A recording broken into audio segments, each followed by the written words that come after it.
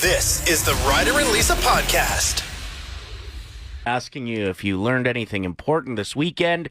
We got this text that said the new Anthony Jeselnik special on Netflix is awful and awesome. That lines up with pretty much everything Anthony Jeselnik has done. He pushes it real far, but is so good. Kelly wrote in saying, I learned over the weekend that those pills you take once you start drinking that are supposed to cure your hangover are a placebo effect. Didn't work, eh? Didn't work. You got to believe in it. Yeah. If you're doubting it, it's not going to work out for you. Well, it can't be only that, too. I don't think you could just take one of those and then get turboed. Well, exactly. How many sugary cocktails did you have after that, Kelly? Okay, so I learned to check the menu if you're going out for a couple drinks with some friends. Check the pricing of things like shots. If you're in a room where the floor doesn't have Old Vomit on it, odds are the shots are going to be overpriced. $25 for a shot of tequila. No. Yep. You must have got the top shelf stuff then. Wasn't even top shelf. That's just their house tequila? That was their only tequila. $25 a shot. When we got the bill, I was like, oh, this must be an error. I only had one shot. She's like, yeah, $25 for a shot, $18 for my martini, and $15 for the smallest little bowl of guac I've ever seen in my life. You should have just done martini shots. Seriously, though. It's cheaper. It would have been cheaper. And it's all booze anyway. Did you hear about the big baseball signing? No. Juan Soto is going to the New York Mets. Now, I would say he's probably like a top 10 player in the league. Last year, there was that huge signing with Ohtani, who was the number one player in the league. But now this next wave of players that are in, the really, really good category, but not best, are starting to sign these ridiculous deals. $765 million for a 15-year deal is what he's making. Whoa. So that averages out to like $51 million per season. So I did the math, because I like to do this sometimes, and that equals roughly $315,000 per game that he's getting paid.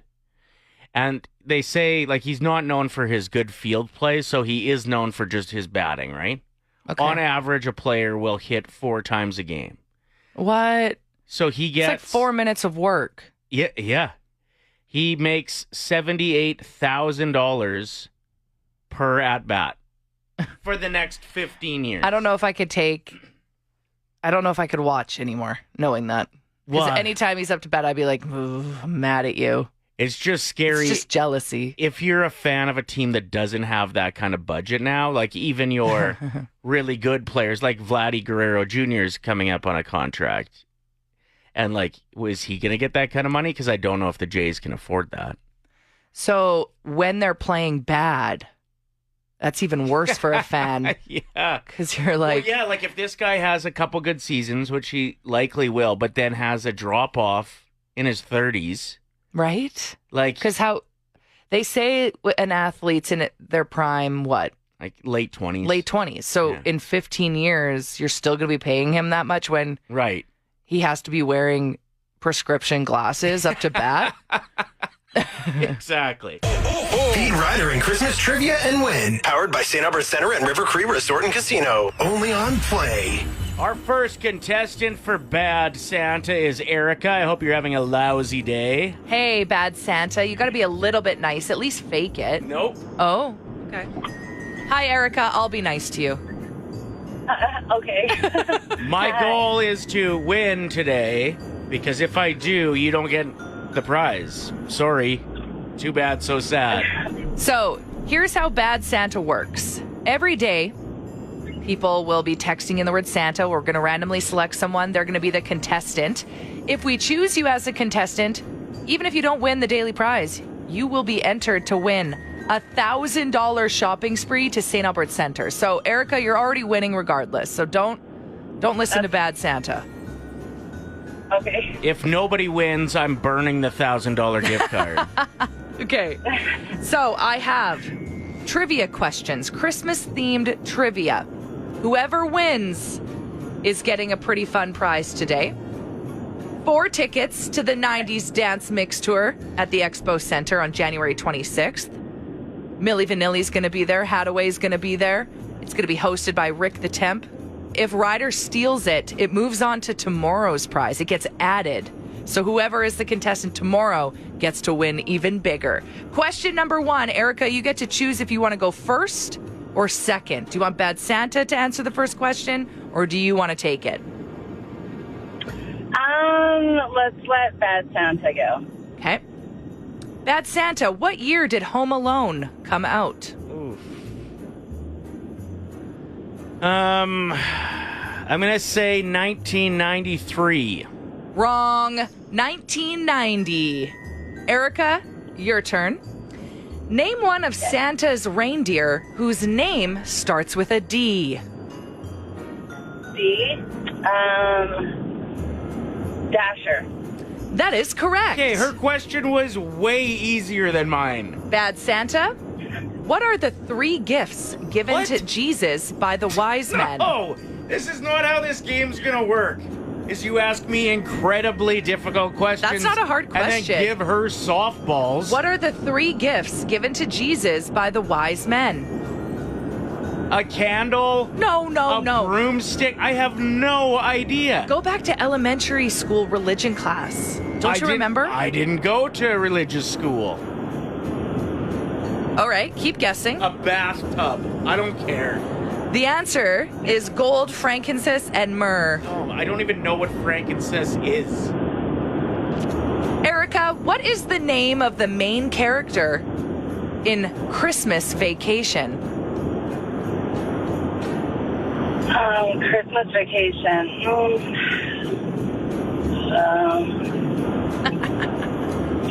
Uh-oh.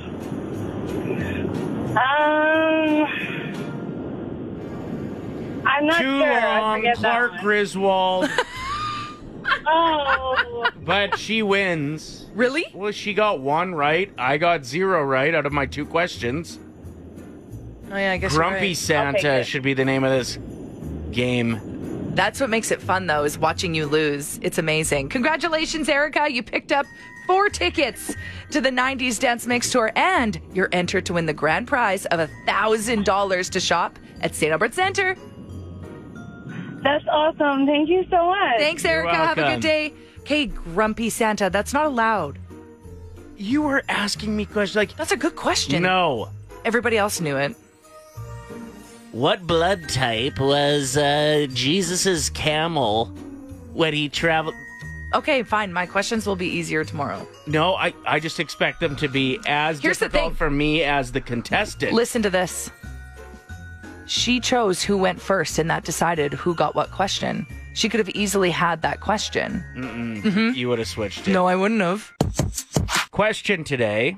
What is something really petty you've done recently or even thought about doing recently? This after I recently did something that Ryder thinks is petty, but I'm happy that I'm doing it, so I don't care. Explain it. So, I'm a little bit mad at someone at the moment, but I don't want to tell them that. So instead, I went to their Instagram account, hit the following button, and muted their stories. So I'm not going to see their stories for a bit. That's petty, isn't it? Well, I think it's petty, but I also don't think it accomplishes anything. Why Like, not? are they going to notice that you're not looking at their story? Probably not. When's the last time you're like, I wonder if blank saw this story? True. Never.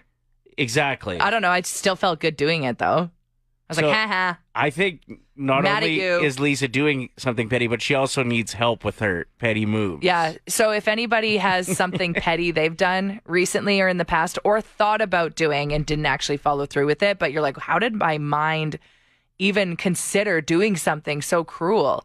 Hit us up. No judgment here. We can keep you anonymous if you'd prefer. I almost did something pretty petty last week. Last week. Yeah, there was somebody that was really mean on the text line to us. Okay. And I almost, because we see their phone number, obviously, they're texting the radio station. Yeah. I almost took their phone number and then posted, hey, I can't make the Eras tour last minute, willing to sell tickets for cheap with their phone number. Please call after 10 p.m. Okay, well, I'm glad you didn't actually go through with that. But it came to your mind. Would have been good. That's a good one. Yeah, we should join forces so that we need to help each other. I come up with the ideas and you execute them. Perfect. You know what I mean? Kate, your turn. What is something petty you've done in the past or recently, or something that just came to your mind and you're like, hey, I better actually not do that? This says, I usually wait until someone opens the box of cookies before I take any. I feel like the person who bought them should be the one who gets the first cookie. My stepmom found out that I feel this way and made fun of me. So now I open her candy before she has a chance to every time. See? That's funny. Yeah, it's a good one. Right now we're asking, what's the pettiest thing you've done lately, in the past, or something that you thought you should do and you didn't actually go through with it because it was so petty? I have a coworker who has no idea when to stop talking, so I wear headphones in even though I'm not playing anything in them. That's great. I love that text. We are keeping majority of these anonymous, if you'd prefer. This text here says, when I was growing up, anytime my younger sister would tick me off, I would steal something of hers and hide it between my mattress and box spring. When I graduated high school and moved out, she magically found many of her missing items. Petty. I like this one too. I'm a theater costume designer. A guy was a jerk to me, so I ordered his tights a size too small. Functional, but definitely not comfortable. Awesome. That's funny. Again, I really struggle with saying anonymous. I want to say their name so bad. It takes a lot of effort for me to keep things anonymous. So here we go. One of my former bosses was a nightmare to work with. Her rival owned an ice cream shop. So whenever she made me really mad at work, I'd go after work and buy some ice cream just to spite her. It was the most delicious form of pettiness ever. Great excuse to get some ice cream, too. I love that. And this text just rolled in right now. I'll keep it anonymous, too. My husband never puts his clothes in the laundry bin. Always on the floor near it. So I've stopped doing his laundry unless it's in the basket. Everything else remains on the floor and dirty.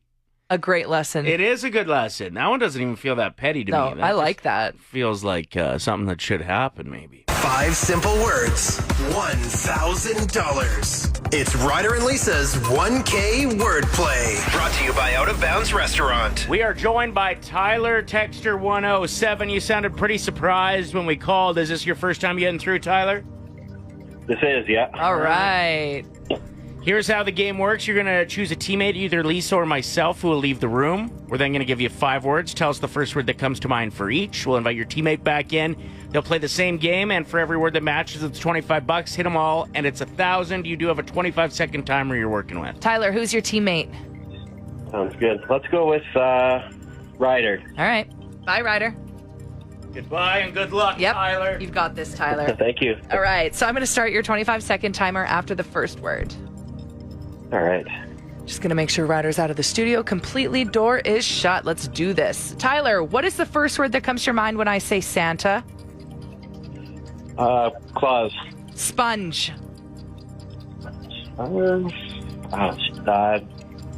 Bath. Thirsty. Water. Prince. Princess.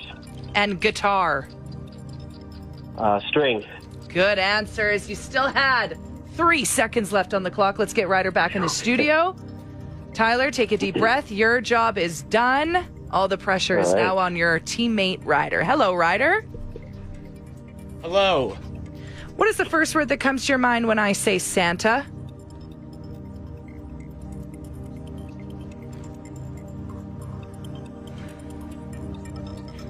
I'm going to say claws. $25, Tyler. Nice work. All right. Prince.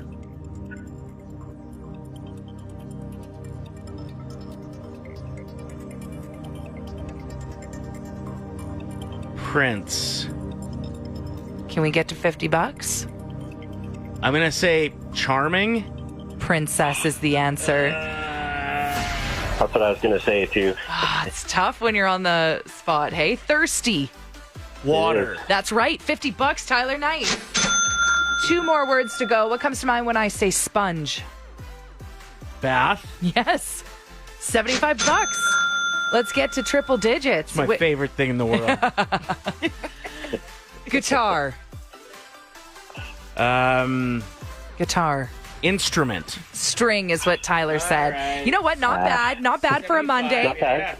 That could have Okay. easily went 1,000 too. I know. Like both the words you went with, I could have went with too. Good game, man. People are starting to embrace something on an everyday basis instead of just when they're going on a vacation. So, when you're about to leave the city and there aren't really any rules, you have a double Caesar at 9 a.m. You have a burger for breakfast. You nap on the plane. People are starting to implement airplane rules in their everyday life. So That sounds messy. it does. So having an adult beverage at 11 a.m. I don't pizza. need a reason to have more of those. Pizza for breakfast. That maybe is a bit better. Having naps throughout the day. That's true. Throwing in headphones so you don't have to listen to anybody. It is wild how you kind of turn into a different person as soon as you get to the airport. Walking around with a neck pillow. Yeah, sunglasses on. Imagine that just in everyday life. Oh. That would be unreal. Spending $7 on a water bottle. So people are starting to be a bit more, Selfish. not being very smart with their money. Okay. As well, because reckless with their money, airport rules. Does this also mean, like, if I sit next to somebody who's roughly the same age as me, there's a chance that you think you might fall in love? Yeah, people are doing that every day. Yeah. Person that is at the self-checkout beside you at Shoppers. Now that becomes it. Because in an airplane, you're like, hey, wait a minute. Are we falling in love Are now? we meant to be together? So basically, people that are implementing airport rules, you're right, this is messy because they're claiming money means nothing and the time of day means nothing either. So if you want to have like a mimosa while eating an entire cake at 1:30 p.m., just do it. I feel like I'd be much more on board with this concept on a Friday than a Monday. I also would be much more on board with this if I actually was going to the beach. Right. I feel like the sadness would kick in after my mimosa's done and the entire cake is over. And you have to go shovel? Yeah. Yeah. Two of the biggest names in the music industry right now have joined forces for a Christmas song. I'm sure we'll hear this one a lot for years to come. Yeah, Chappell Roan and Sabrina Carpenter teamed up for Last Christmas. So here's a bit of the Sabrina Carpenter part, which people are loving for the most part, from what I've seen. Last Christmas, I gave you my heart, but the very next day, you gave it away. This year, to save me from tears, I'll give it to someone special. Great voice. Yep, lovely. And like it feels like Christmas. And I think people are saying Chappell's verse doesn't like feel like Christmas. It feels like an indie track, but that's her vibe. Yeah, I like it. Yeah. Once bitten and twice shy. I keep my distance, but you still catch my eye. Tell me, baby, do you recognize me? Well, it's been a year, it doesn't surprise me. I thought it was great. So people are saying that it's not good, which is upsetting because trust me, there are worse versions out there. Oh, yeah, I went in the archives and found a version you did. No. This is, you changed the lyrics a bit, too. My parody song. Mm-hmm. It is holiday Christmas party season, so if you thought Chappell was bad. yeah, listen to this piece of crap. It's a minute and a half, and it's about Lisa getting suspended after the Christmas party. Very tipsy, at least twice I cried. This year I'll keep my distance from management's eyes. Tell me, bartender, do you recognize me? Well, it's been a year since I fought our secretary. Merry Christmas, I puked on her, then tried to go panned it, then called her husband hot and kinda man it. Now I know what a fool I've been, 'cause I drank all the free table wine, switched spots, and then I did it again. Last Christmas party, I wasn't that smart. The very next day, I felt all the shame. This year, to save me from tears, I won't bring a date from Bumble.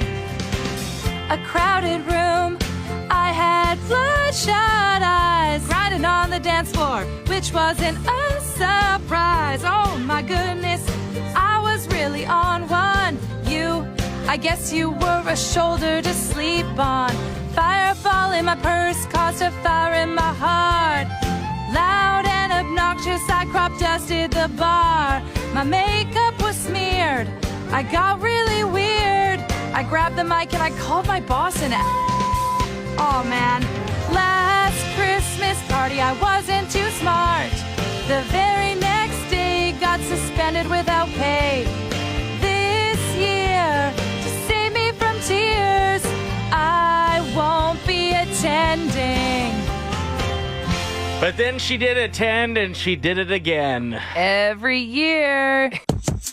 I don't understand why this is the way it is, but it feels like when I get a proper sleep, like 8+ hours, which is rare, that I'm actually more tired the next day. Does anybody else feel that way? Yeah, and why? Like when I'm running on 5 hours, which is probably my average, 5 to 6, I am full of energy the next day. I went to bed at 7:15 last night. That is an epic bedtime. That's a great sleep. I logged about 9 hours, and I am pooped today. Yeah, why? I don't get it. Like, it makes me not want to get proper sleep. And I know that shouldn't be the goal. Yeah, would love to hear from our listeners if it's the same case for you. Maybe you have an answer to why this is a thing. Do you agree? I do agree. That sometimes that happens to you? Okay, yeah. I'm not alone. No. Because I could go back to bed right now. Go have a nap. I want to do a super low-key undercover move here. Tell me more. Well, I've got a couple bananas that I brought for work, but they're kind of past good. Yeah, you know when they get too sweet to the point where they're kind of powdery? That's where they're at. Yeah, like I think maybe Friday would have been their day. Prime. Their best day. Maybe Prime Thursday. Time. Yeah. Anyway, I noticed a coworker here, Brittany, has like a perfect banana. It's like she brought it on the day it should be eaten. Are you going to ask her to trade? Maybe she likes the powdery bananas. No, I'm going to just try to go switch. And then she'll think that like something in the environment changed. She'll be like, oh, man, I must have had this outside in the cold, or she'll give it a reason why it's browning quickly. That's true. When you have a banana outside in the cold, it does turn brown faster. See? A little breeze here in the office or something happened. So she'll really go through it, trying to figure out what exactly shook down with her banana, but I don't think she'll put it on me that I stole it. No. So you're going to try and make it happen? Yeah, it's just she's always on calls. So that's even like better. Zoom calls and stuff. I know. Oh, you'll be in the background of the camera. Sneaking in with a banana. Yeah, it's a mission. The things you do for potassium. So teddy bear toss has become quite a common thing for teams to do, and I love it because it leads to so many donations of stuffed animals for kids. Yep. Usually those games are really heartfelt and awesome. I did notice that one in the OHL went a little wrong. What happened? The Ottawa 67s and Barrie Colts ended up having like a huge line brawl. While the audience was supposed to throw the teddies? Yes. So the ice is littered with teddy bears, and these guys are like fighting all over the ice. And you know that majority of the crowd at that game are kids. Now, some of the kids that are going to get these donations of stuffed animals going to have blood stains on them. So they're going to have like skate marks through them. This one's missing an arm. We are joined by Carly, the event coordinator for the 8th annual Whoville fundraiser happening out at Out of Bounds Restaurant. Can you tell us a little bit about the event? Yeah, so it's our 8th year, 4th year supporting the St. Albert Cadets. It's a really fun night where we try to bring the community together and just help support this really amazing organization that their whole concept is to just give back as much as they can to St. Albert. This year we have dinner, we're doing wreaths for the first time, silent auction, live auction, and just a lot of fun and kind of just like a nice wholesome night. I love it. So if people are interested in attending this, maybe getting a table, how do they go about doing that? So people can either go through Eventbrite and just search up Whoville fundraiser, or they can go through HML contracting. There's a big pop-up window for them to access Eventbrite that way. And your ticket comes with the opportunity to build a wreath and also a really nice dinner, right?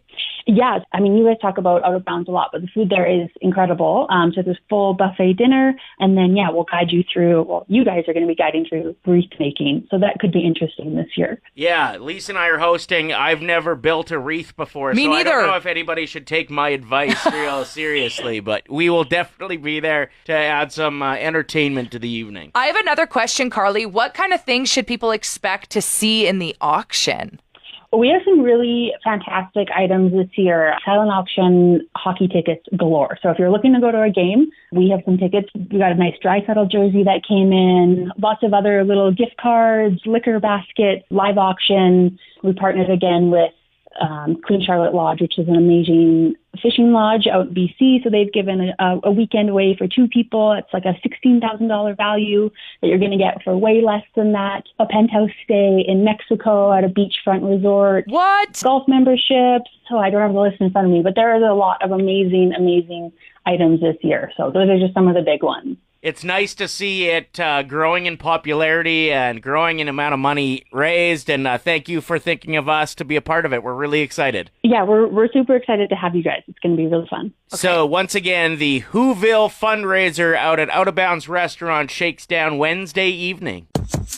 Doug from Edmonton's Food Bank joins us, and for good reason. Yeah, our festive holiday campaign is underway, and we're hoping to raise 300,000 kilograms of food and $4.5 million. How many people are leaning on Edmonton's Food Bank this year compared to past years, Doug? We're feeding over 40,000 people monthly through our hamper programs, and 1/3 of those are children. We reached an all-time high in October of over 47,000 people. Whoa. Some of the most needed items are soup, canned fish or meat, canned fruits and vegetables, peanut butter. We always need healthy school snacks like granola bars, pasta sauces. Always need baby formula and diapers for the little ones. Also money. Absolutely, yes. You can make a donation visiting our website at edmontonsfoodbank.com. Our text-to-give option is a quick way to make a $10 or $20 donation. Simply text FEED-YEG to 20222, and you'll be prompted for a $10 or $20 donation added directly to your phone bill. And what do you want people to know? Edmonton has been very kind to us. Unfortunately, the need continues, and we're humbled and grateful for the amazing community support. We simply ask people to give what they can comfortably give. Every donation, no matter the size, helps us help others. Together, we can make a difference in our community. The Ryder and Lisa Podcast. Play 107.